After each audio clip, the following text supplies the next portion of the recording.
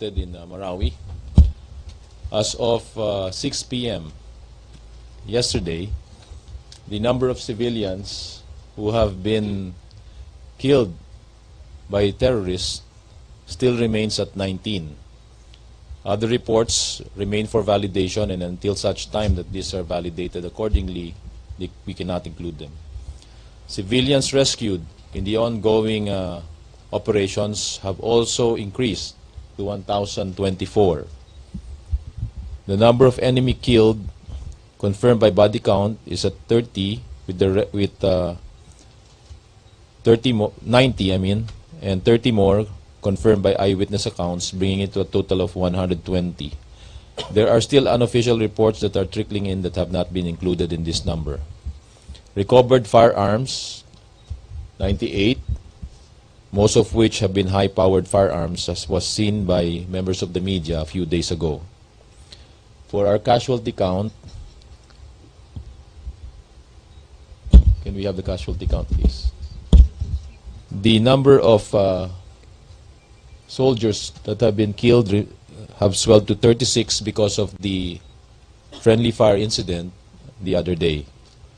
I have yet to receive the number of wounded for this report. The current focus of operation of our military forces remains to be the clearing of Marawi from armed elements that have still hold up in the area, the continued rescue operations for trapped residents, the continued recovery of civilian victims and potential casualties who have been victimized by atrocities from the armed elements, and the continued assistance that we can provide to the LGUs, the NGOs, CSOs who are conducting white helmet or relief operations. The enemy continues to occupy commercial buildings as their defensible enemy layers, and this is the subject of military action being conducted from the past few days until now. Compounding the situation on the ground is the use of these forces, these armed elements, of children and civilians as human shields. Apart from that, they have also been turning into the madrasas as staging areas and the mosque as sniper nests, thereby hoping to limit the movement of our forces and their capability to neutralize them. We continue to apply commensurate military power on these existing threats and pockets of resistance, and will continue to do so, including the use of airstrike. Continued efforts also is being exerted in our collaboration and coordination with other concerned agencies to ascertain the status of victims whose families continue to ask for assistance on their whereabouts, as well as those of the hostages that are known to us. Finally, we continue to call on the remaining terrorists to consider their position, surrender, or experience the dire consequence of military action. That is all I have for now. Thank you very much. Bilang na ang araw ng mga miyembro ng teroristang Maute Group sa Marawi City, ayon kay National Security Advisor Hermogenes Esperon, tatapusin ng militarang krisis sa Marawi City sa loob ng 2 linggo. Ipinaliwanag ng general na kailangan ng militar ng sapat na panahon dahil hindi lang Maute Group ang kalaban ng gobyerno sa Mindanao.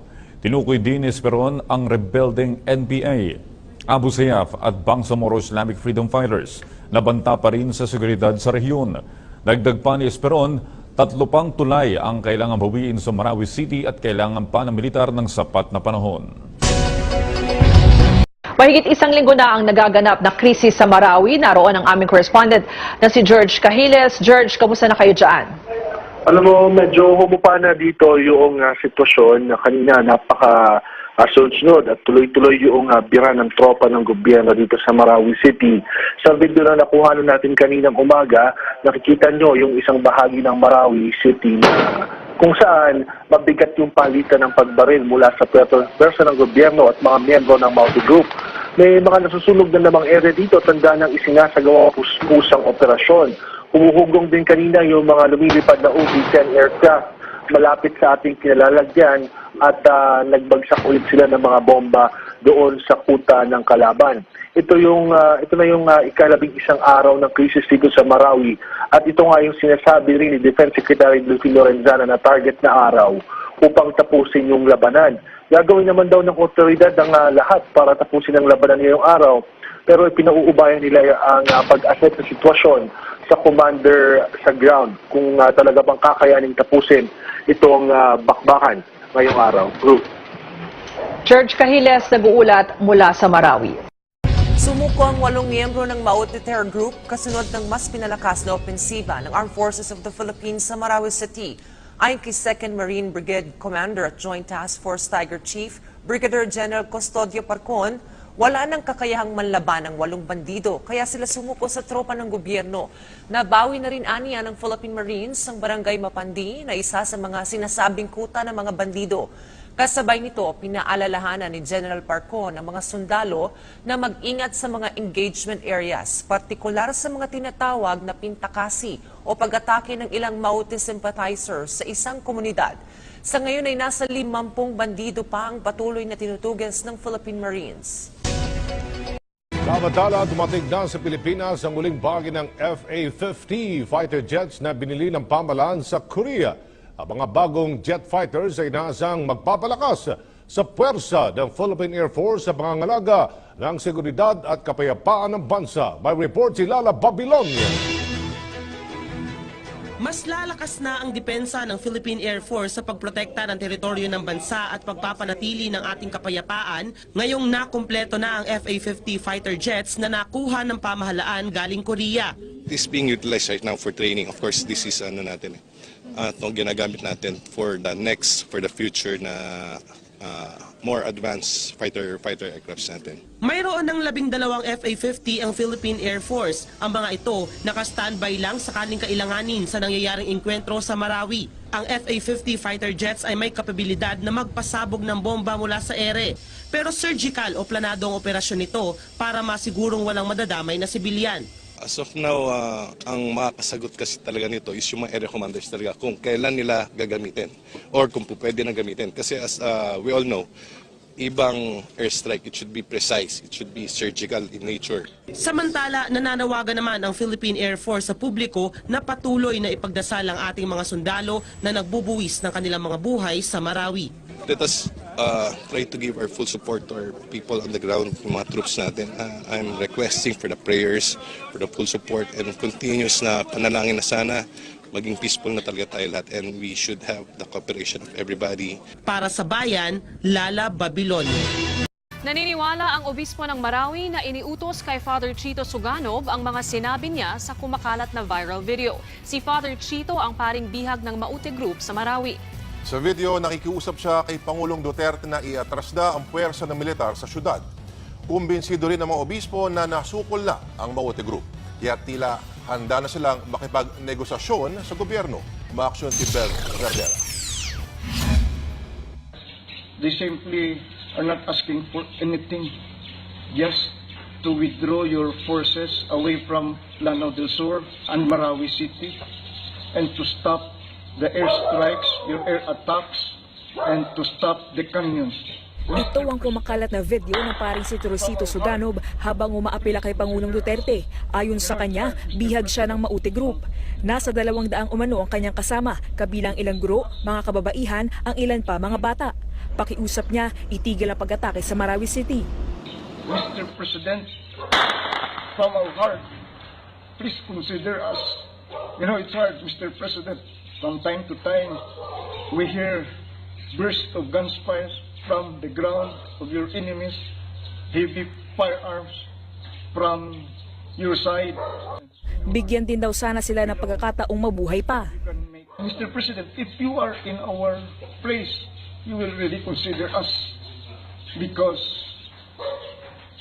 you hear the outburst of gunfires and everything, bombs, canyons.